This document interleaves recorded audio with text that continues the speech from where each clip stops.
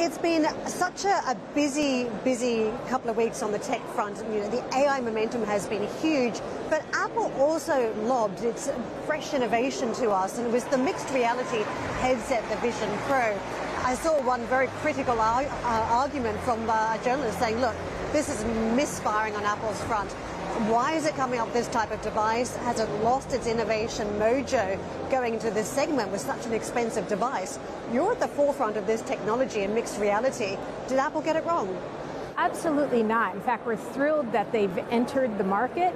I think it very much validates what Magic Leap's been doing for almost a decade now in the space. The technology is ready today. It provides value today to enterprises, which is where our focus is.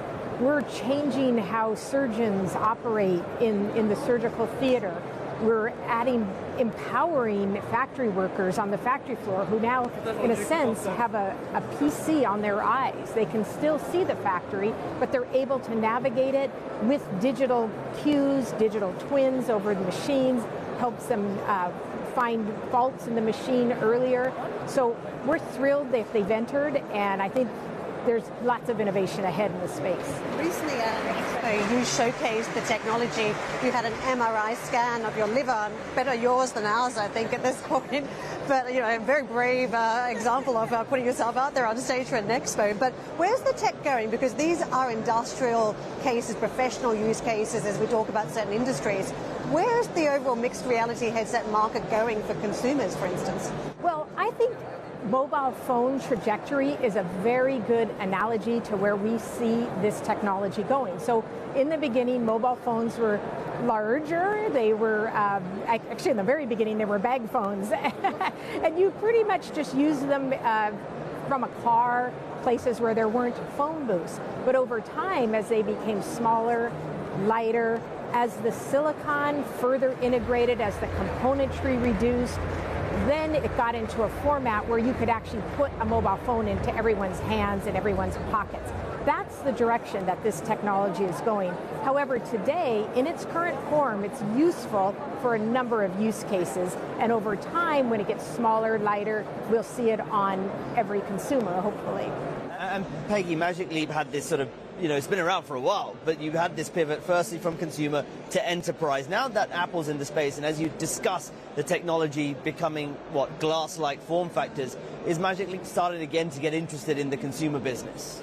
Well, I think, again, having Apple in the space and focus on consumer is going to help everybody in the space. It grows developers who understand the computing medium and how to develop in applications in 3D.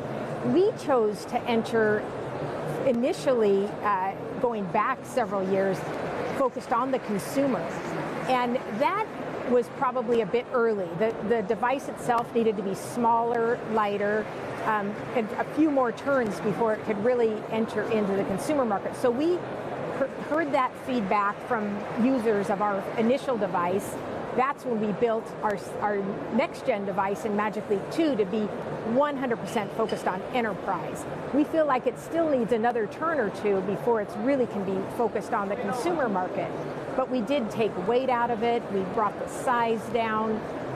We kept the compute device separate from the headset because today, if we built that into the headset, it would be too heavy and too hot, and you couldn't wear it for long periods of time, like surgeons want to do in the operating room. So going forward, it'll be another turn or two before it can really hit the consumer market effectively. And with these headsets, they're coming on leaps and bounds, but they are still clunky a lot of the times. And if you think about, this is something that proponents talk about as the next frontier of computing. This could potentially replace the smartphone in the future. There's still a lot of technology that needs to come on board.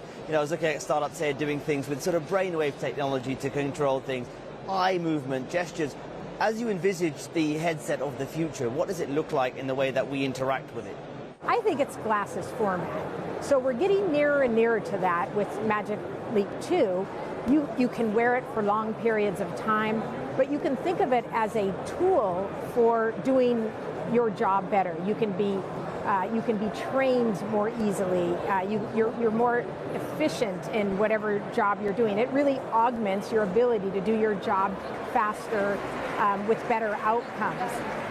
Going forward, though, I think there's an acceptance that consumers are going to have about these devices. And I think they'll need it and want it to be in more of a glasses format.